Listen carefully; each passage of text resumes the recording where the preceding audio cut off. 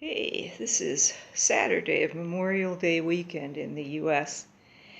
And the third section of the Phoenix Cal was released yesterday, and here are two of them finished to the end of part 2. This is not a video that is going to tell you how to crochet these.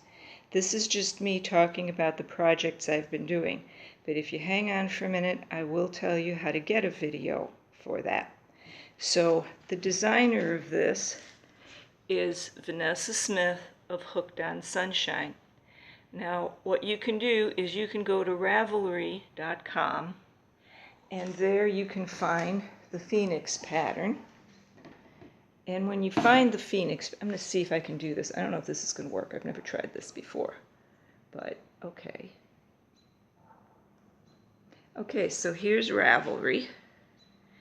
And if you go to Ravelry, it's not going to focus well, but well enough for you to understand what I'm doing, I hope. You go to Phoenix on Ravelry, and see it says Hooked on Sunshine. And if you bump that, it'll take you to the Hooked on Sunshine page. And if you go there, it will give you the link to get to the actual Hooked on Sunshine site. And that is where you find the tutorials. Okay? And you have to sign into the site in order to get that. The first week tutorial is free, so you can try it out and see how it works. And I'm not the person doing that. I have no relationship to the people involved here. I'm just another person in the crowd who is doing this and talking about it. But I do want to show this because I don't want people to get confused and think if they hang around here long enough I'm going to tell them how to make this, because I'm not. I'm going to talk about how I'm going to frame it. But anyway, if you go here, you will get the video tutorials, and the first one is free, and then for a $5 US fee you get all the rest of them. And there are supposed to be 11 parts to this cal, so that would, assuming $5 gets you 10 videos, it sounds like a reasonably good deal. I did look at the first one, and just for a little while, to see how it is, and it looks like it's really well done, real professional, not like my stuff. So you think you want to do that, it's probably a good deal. Okay, so in case you want more information about the colors I'm using, this is how to find me. I am Ann Witt on Ravelry. You have to find me just under people. You won't find me under patterns or anything like that. I'm not a designer. I'm just somebody who messes around with yarn. Okay, so both of these came out to right around 13 inches for me. This is the second one, and it has the designer's last 2 rows on it, because I'm going to continue with this one. This one over here has just a slightly different ending to it because I decided I was going to stop here and frame it. So this is a little more about the yarn and the hook I'm using. These are Baby Bee yarn. That's not all the colors I'm using, obviously, but I just have that as a representative sample. And I was using this Yarnology hook from their Baby Bee, and the hook are both from Hobby Lobby. The Pomp yarn is a little tricky to deal with. I usually like the Susan Bates hook, but it has kind of a sharp hook, and it will sometimes catch on that Pomp, that wrapped thread. So this is a little blunter, a little more rounded, and it catches less.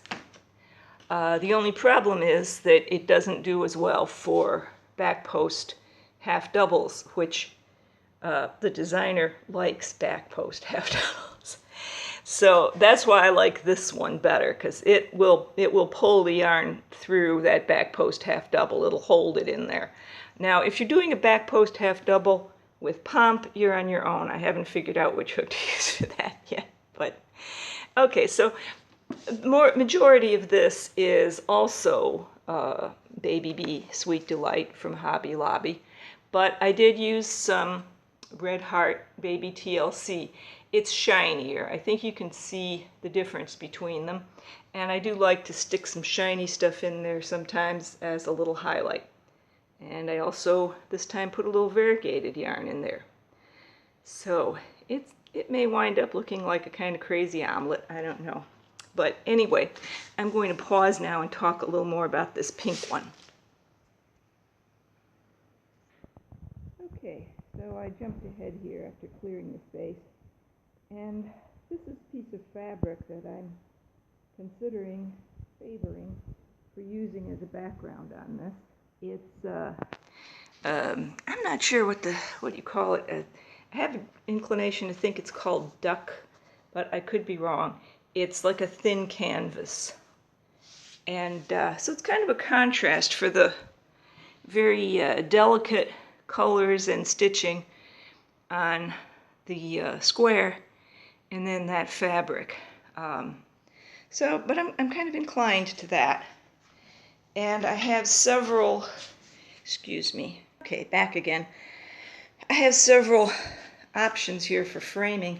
I happen to have a few frames and I'm kind of trying them out. This one is black.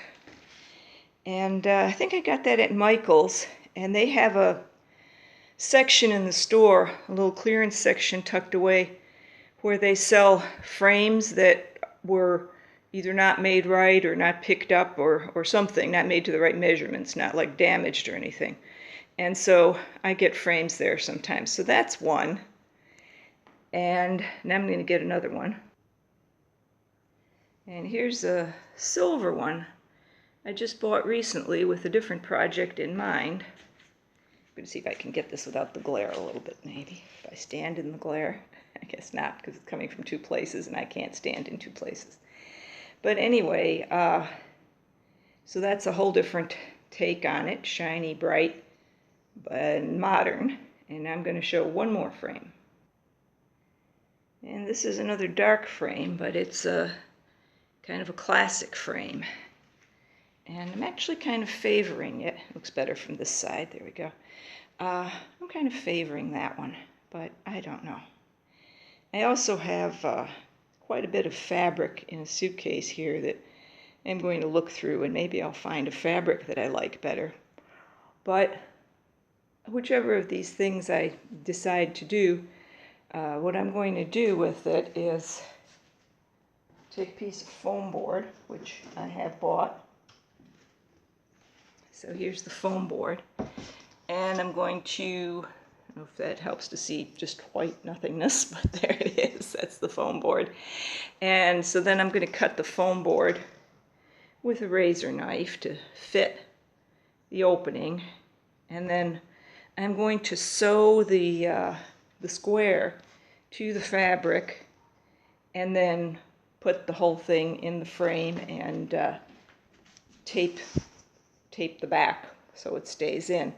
And for sewing it, I have this stretching frame for embroidery right here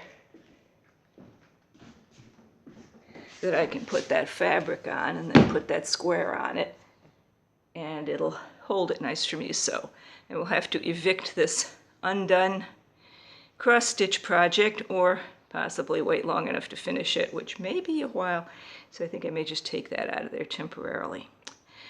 So that's everything, I guess, that I am currently, well, it's not everything I'm currently doing, actually. I've got a couple other things going on, but that's the main part that I wanted to talk about.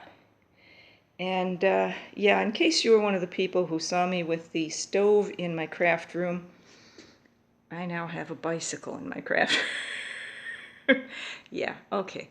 Well, if you decide to do some of this, jump on there with Vanessa's Facebook group, the Hooked on Sunshine Patterns and Cals group, because they're a really nice bunch of folks, and they have a dedicated assist team. They call them assist fairies. And what happens is if you post the person, the post has to be approved, and so the admin person who approves the post, if it's a question or a problem, will contact one of the assist people, and they'll just hop right on there with their pattern and tell you all about it. Okay, so hope you have fun. Bye-bye.